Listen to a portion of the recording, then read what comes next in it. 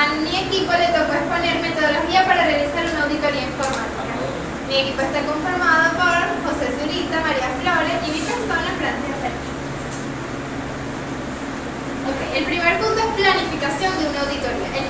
El primer paso para realizar una auditoría de sistema es la planeación de cómo se va a ejecutar la auditoría, donde se va a identificar de forma clara las razones por las que se va a realizar, la determinación del objetivo de la misma, el diseño de métodos, técnicas y procedimientos necesarios para llevarla a cabo y para la solicitud de documentos que servirán de apoyo para la ejecución, terminando con la elaboración de la documentación de los planes, programas, presupuestos para llevarlo a cabo.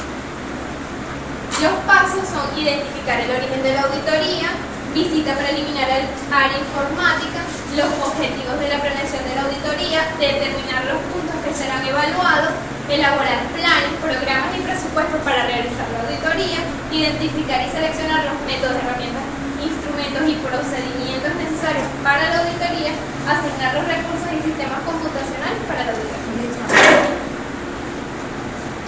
Las pruebas en la planificación de una auditoría.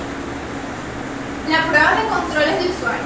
En algunos casos, el auditor puede decidir el no confiar en los controles internos dentro de las instalaciones informáticas porque el usuario ejerce controles que compensan cualquier debilidad dentro de los controles de informática. Estas pruebas que compensan las deficiencias de los controles internos se pueden realizar mediante cuestionarios, entrevistas, visitas y evaluaciones hechas directamente a los usuarios. Pruebas sustantivas. El objetivo de la fase de pruebas sustantivas es obtener evidencia suficiente que permita al auditor emitir su juicio en las conclusiones acerca de cuánto puede ocurrir pérdidas materiales durante el procesamiento de la información. El auditor externo expresará este juicio en forma de opinión sobre cuánto puede existir un proceso equivocado o falta de control de la información. Las pruebas de controles de usuario son las pruebas que se les hacen directamente a los usuarios y las pruebas sustantivas son aquellas que son para los controles financieros, ¿okay? Por las pérdidas financieras que puedan ocurrir. Ok, para explicar un poquito mejor las pruebas de controles de usuario, ¿verdad? Anexa este cuadro. En algunos casos el auditor puede decir el no confiar en los controles internos, ¿verdad? Entonces se realizan pruebas de confianza en los usuarios, de seguridad y control interno. No tiene confianza, o sea, el auditor, ¿verdad?, decide no confiar en los controles internos porque no tiene confianza en los usuarios, no se puede obtener evidencia suficiente y el usuario tiene mayor conocimiento de la información. ¿Ok? Entonces, las pruebas de controles de usuario, el usuario ejerce controles que compensan cualquier debilidad. Por eso manipulan la información, no permiten obtener evidencia suficiente que permite al auditor emitir su juicio en las conclusiones, tiene amigos en la organización y manipulación de personal y chantaje. Puede ser por eso que los usuarios ejerzan control. Pero ahora los dejo con mi compañera María.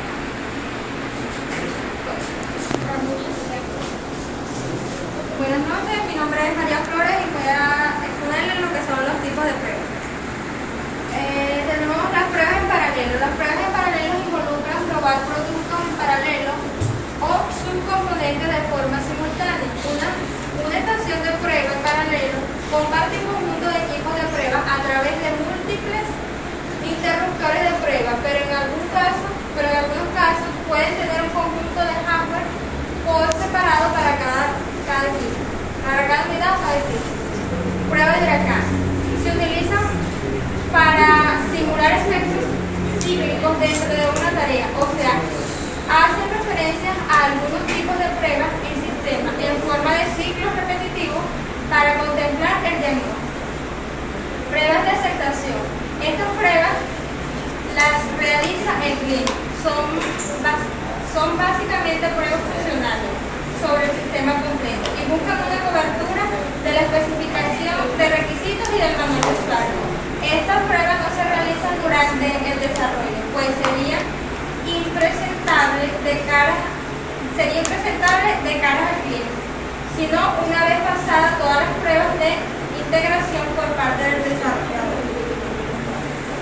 Las pruebas descendentes y ascendentes. Las pruebas descendentes son una parte integral del proceso de desarrollo descendente, en el cual este último inicia con los componentes de los niveles altos y descienden de una jerarquía de los componentes. Estos tienen la misma interfaz que los componentes, pero funcionalidad muy limitada.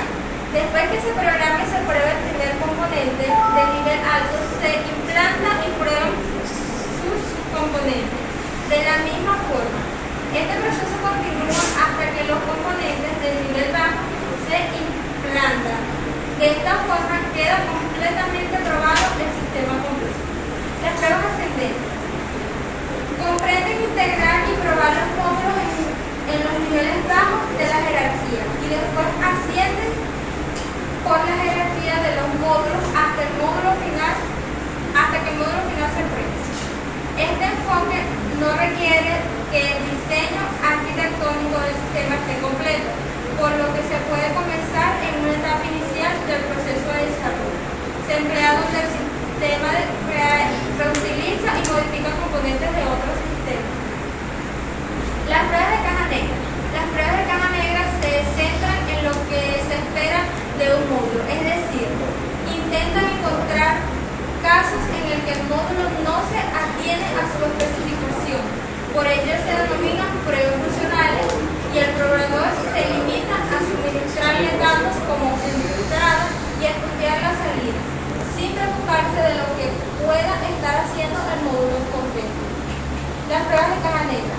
Se denomina caja negra a un tipo de pruebas de software que se realiza sobre las funciones internas de un módulo.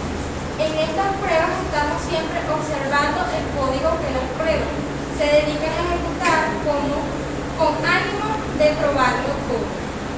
Esta noción de prueba total se formaliza en lo que se llama cobertura y no es sino una medida porcentual de cuánto código hemos cubierto. La última prueba es la prueba de integración. La prueba de integración se lleva a cabo durante la construcción del sistema. Involucran a un número creciente de módulos y termina probando el sistema como conjunto. Estas pruebas se pueden plantear desde un punto de vista estructural o funcional. Las pruebas estructurales de integración son similares a las pruebas de caja blanca, pero trabajan a un nivel conceptual superior. En lugar de referirnos a sentencias de lenguaje, nos referimos a las llamadas entre módulos.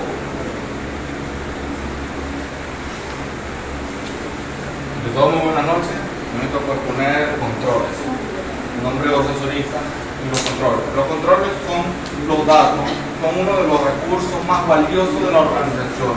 Y aunque son intangibles, necesitan ser controlados y auditados con el mismo cuidado que los demás.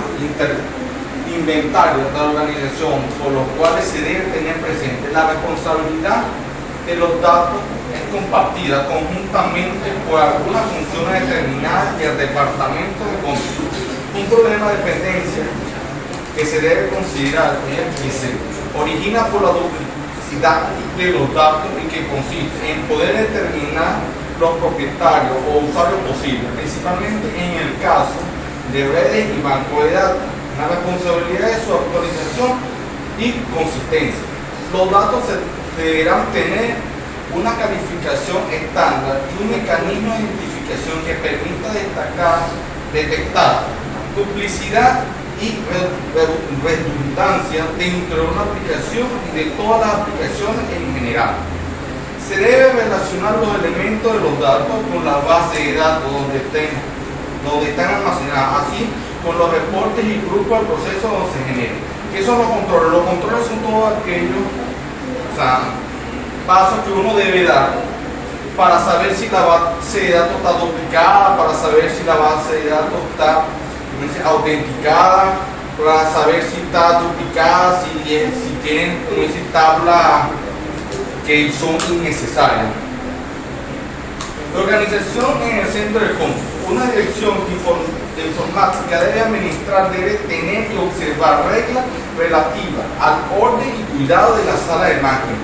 Los dispositivos del sistema de cómputo, los archivos magnéticos pueden ser dañados si manejan en forma inadecuada. Eso puede traducirse en pérdida irreversible de información o en casos muy elevados en la reconstrucción de archivos. Se debe revisar las disposiciones y reglamentos que comprueben el mantenimiento del ordenador dentro de la sala de máquinas. Indique la prioridad con que se hace la limpieza en la sala de máquinas. Primero, esto es cuando por lo menos no se debe tener objeto magnético en un cómputo, ¿verdad? Una de las principales cosas, no se debe tener humedad en los cómputos porque se pueden dañar. No se puede utilizar, o darle permiso a todo lo que son archivos extraíbles, como son pendrive para cómputos, donde está una base de datos, porque se puede dañar el sistema, se puede dañar la base de datos. La evaluación de la configuración del sistema de cómputo. Los objetivos evalúan la configuración actual tomando en consideración las aplicaciones y el nivel de uso del sistema. Evalúa el grado de eficiencia, como el cual el sistema operativo satisface las necesidades de la instalación y revisa las políticas de seguridad para la unidad informática en la conservación de su programática.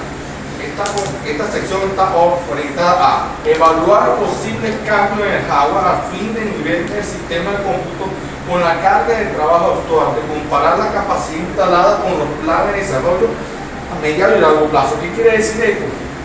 Que si el sistema operativo es adecuado para la aplicación que tú estás instalando. ¿Por qué? Porque tú no puedes instalar una aplicación que es para software propietario en un software libre, porque no sirve, porque de repente no es multiplataforma. Esta sección está orientada en niveles de cambio de hardware. Por lo menos tú no puedes instalar una aplicación en un hardware, un ejemplo, que te va a consumir 6-7 gigas de disco duro, es un disco duro muy pequeño, porque no te va a funcionar 100%, te puede funcionar pero en muy poca capacidad. Productividad. El objetivo de evaluar la eficiencia con que se opera el área de capacitación y producción verifica que se cuente con una descripción completa de los trabajos que se corren y la descripción de las características de carga. Verifique la existencia de un pronóstico de carga o trabajo que debe efectuarán durante el año, o el objeto de que se prevean los picos en la carga de trabajo y se pueda distribuir adecuadamente las cargas. ¿Qué quiere decir eso? Que cuando tú estás cargando datos, que la aplicación no se te pare o no se te cuelgue el ordenador. ¿Por qué? Porque ya tú como programador tienes que saber cuándo los picos, porque de repente en un día tú cargas muy poquitos datos, pero al siguiente día tú cargas demasiados datos y el cómputo se te para o se te cuelga. Eso se debe tener en la productividad, que cargue los datos adecuadamente para que sea 100% eficiente. Esta es nuestra exposición. Muchísimas gracias.